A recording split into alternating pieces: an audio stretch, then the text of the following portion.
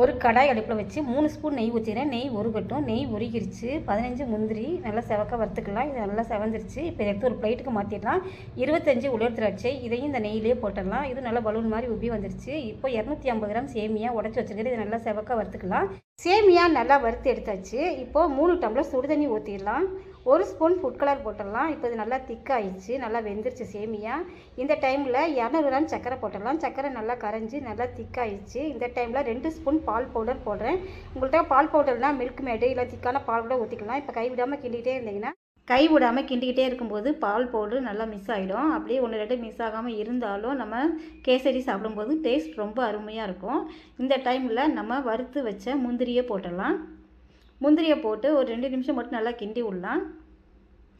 டேஸ்ட்டான சேமியா கேசரி ரெடி ஆயிடுச்சு. இப்போ இதை ஒரு பிளேட்டுக்கு மாற்றிடலாம். டேஸ்ட் ரொம்ப அருமையாக இருக்கும். நெய் கம்மி, டேஸ்ட் அதிகம். நீங்களும் செஞ்சு பாருங்கள்.